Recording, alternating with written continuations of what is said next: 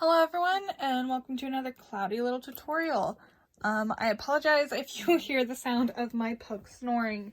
He is below the table. He's having a great nap right now, and I don't want to disturb him. He is an old man. So what we're going to be learning here today is how to follow or how to use a pattern that comes with your yarn. So a lot of yarns will do this. They'll give you a pattern with your yarn. So this is a Craft Smart brand skein of yarn, and it has this, the pattern for this blanket. Red Heart does this a lot as well. Here's a red heart, and you see this scarf right here. See how it says right here, pattern on back? That means that there is going to be a pattern for this included. It's going to be on the inside of this label. And right here, this one puts it in nice big letters, which I like. It's very easy to see. It says pattern included. So how do you tell what you're going to need for the pattern before purchasing the yarn so that you can get it all at once? Well, we're going to see. I already took this off. You're going to want to take it off at the seam and try to avoid like tearing it, because you could tear the pattern. But usually if you do, you can just tape it back together. I've done that a lot. So what are you going to need? Well, it should have this little box here or somewhere on the label on the outside where you can see it. It has the difficulty level right here. So that's about halfway. Says what the project is, and then it will tell you you need 30 solid colors, 1 ball each. So whatever it is, it's going to be this type of yarn. So you're either going to want to get this type of yarn or yarn that's in the same gauge and about the same amount to do that with. So you're going to want 30 solid colors, 1 ball each, and you're going to need a USI or 9 size crochet hook, which is a 5.5 millimeter. All of that means the same thing. It's all the same size hook. It's just different terms. So we're going to open it up and we're going to look inside. And inside we're going to have even more information. So first here you can see we have who it's designed by. And we have a more advanced list of the materials we're going to need. Again, it says 1 ball each, 30 different colors. Now they have the color list right here. That's all the colors that they used to make that blanket. You can choose whatever colors you want, as with most crochet projects. It, says here that you're going to need some plastic needles. You just need yarn needles, and you just need whatever the right size hook is. You don't have to use their brand if you don't want to. They're just going to tell you to, of course, because they're trying to sell you more products, which is totally fair. Finished measurements. This is going to be the size of the blanket when it's completed. Gauge. Now, you only have to worry about gauging your work if you're like really concerned about making it the exact size that it's supposed to be in the pattern.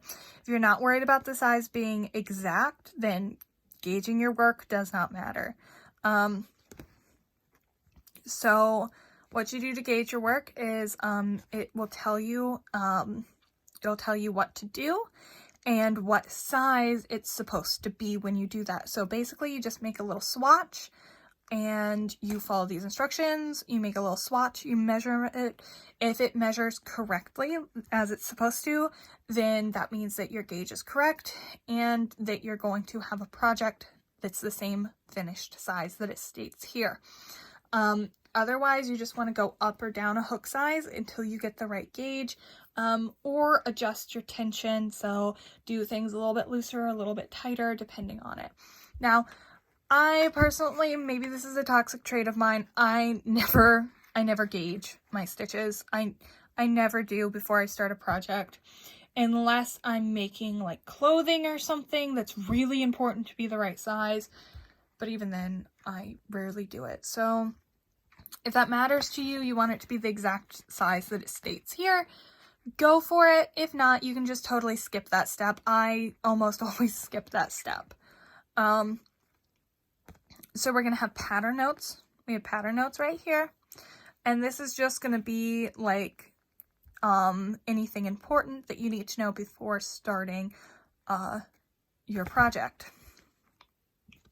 We already talked about this color list. That's just all the colors that they use.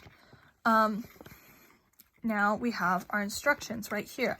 Before you read the instructions, and this is true for any pattern that you're going to follow, before you start, you're going to want to look over the abbreviations. Now, most abbreviations are pretty standard. Most people are going to use the same ones, depending on some change regionally, but I always like to just look over and make sure that everything is normal, everything is what I'm expecting, and I understand. So we have our abbreviations, and that's just going to tell us what each one of our abbreviations used in this pattern means. It's always important to check over that, and you can always reference it later on if you're confused. So, if you followed a pattern before, it is just follow the pattern normally. Once we get to the instructions part, it'll be fine. You've got this. But if you need a little more assistance, I will just do a quick explanation on how to follow patterns in general. So we have our instructions here. So with your first color, now you can go on their color scheme or whichever ones you pick for this. With your first color, chain that number, and then row 1, you're going to want to keep track of your rows. And you just follow the instructions that it says. Like this is, you're going to slip stitch in the second chain from the hook, slip stitch in the next 4 chains, then half double crochet in the next 5 chains, slip stitch into next 5 chains. Repeat from the little star. So what that right there means, if you see repeat from the little star there, what's within the star. Not this part before that, what's within that little thing. So for this one, it's the half double crochet in next 5 chains, slip stitch in next 5 chains, repeat from there. You're just going to repeat that to the last 5 chains, and then you're going to finish the instructions.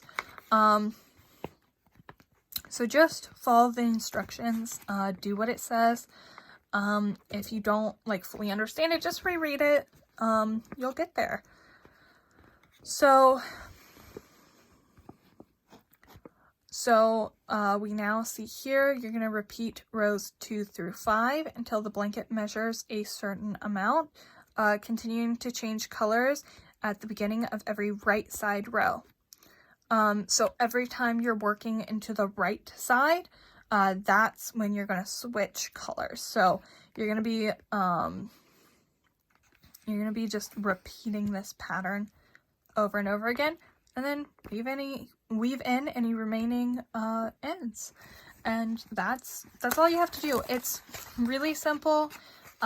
It's really great. I love when yarn companies put free patterns on their things. It's a fun little way to try to sell more yarn. It's beneficial because if you don't need it, then whatever, you're getting the yarn anyways, you don't need it. But sometimes when you're yarn shopping, you look at it and you're like, oh, that's a really great project idea. Let's go for it. So hopefully this made sense. If you're confused about anything, if something didn't make sense, leave a comment and I will do my best to get back to you quickly and explain whatever you need to know. Don't be afraid to ask questions, okay? There's no stupid question, and I'm fine with answering any questions you have. If something did not make sense, I am here to help you learn. And that is all for this video. Thank you so much for watching. Like I said, leave me a comment. I hope you leave me a thumbs up if you liked the video. And I hope you subscribe if you want more content like this. I also have a lot of really great beginner crochet projects on my account. So if you need any help with that, go ahead and subscribe to see more content. Thank you so much for watching. And I guess that's all for now.